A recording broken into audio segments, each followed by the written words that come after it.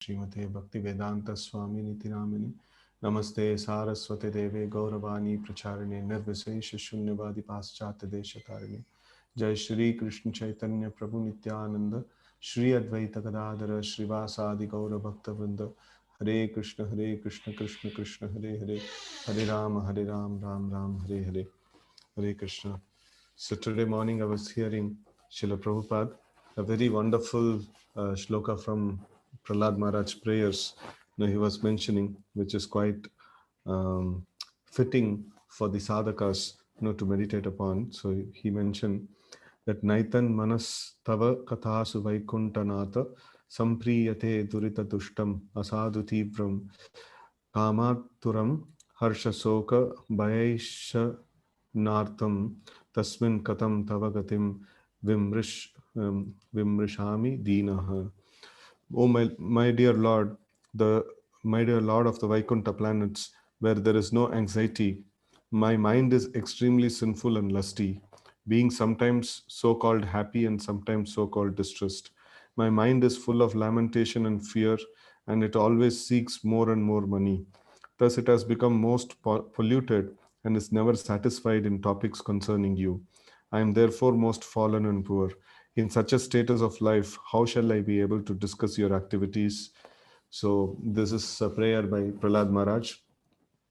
He is in the mood of humility. He thinks himself he is born in the family of asuras, and then the asuras are very much attached to like the sense gratification.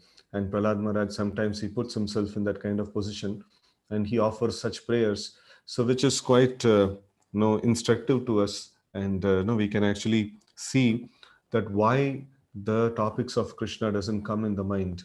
No, it is very nicely he's explaining. So he's telling, my dear Lord of Vaikuntha planets, where there is no anxiety. Kunta means anxiety, and Vaikuntha means there is where there is no anxiety. Right? So my mind is extremely sinful and lusty, being sometimes so-called happy and sometimes so-called distress. So it is not that the material life, it is going through only one pace. No, that is only distress. So sometimes even the material life gives happiness. It's not that no, it's only misery and things like that. Actually speaking, it's only misery, but sometimes we feel some happiness, which is sometimes Prabhupada explains that when a prisoner is taken to the river like bed, and then he is dunked into the water, and when he is taken out for few moments, he feel it is happiness. So there is a difference, there is a stoppage of miseries for some time, so or the reduction of miseries for some time. So then they feel that it is happiness. So a person whose mind is fully occupied with the sin and lust, he also sometimes get happy and sometimes become distressful. And then my mind is full of lamentation and fear, and it always seeks more and more money. Right. So this is something like the material world. All of us have been trained in this kind of samskara, that is materially we have to become more and more opulent and more better and things like that. So this is something that is happening, and thus it has become most polluted, and it is never satisfied in topics concerning you. So like it is here it is mentioned that Prahlad Maharaj is telling that because it is so much obsessed in the topics of sense gratification or accumulation of money, that I'm not able to focus myself on Krishna consciousness. So I am therefore most fallen and poor. In such a status of life, how shall I be able to discuss your activities? Right. So this is the problem that all of us go through in different extent. So for some of us, like the thoughts of sense gratification may be more violent and more obsessing, and for some of us, the thought of sense gratification may be like a little more milder. But whatever may be the case, this is a very problematic thing, and this actually occupies our mind very completely. And the sense gratification, the thoughts of sense gratification, it's so powerful that it can occupy the mind and it can fill it completely. So that is the power of the illusory energy of the Lord. It has the power to occupy our consciousness, our senses, our mind, everything it can completely occupy.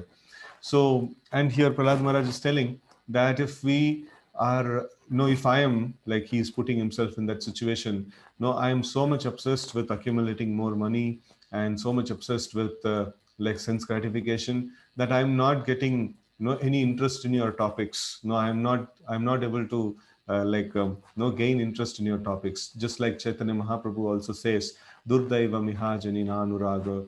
So like no, it is so unfortunate that no, I'm not getting attraction, in the names of the Lord, in the topics of the Lord, and things like that. So this is a very, very instructive thing. Where we put our consciousness, so we will develop attachment there, and that will completely obsess our consciousness.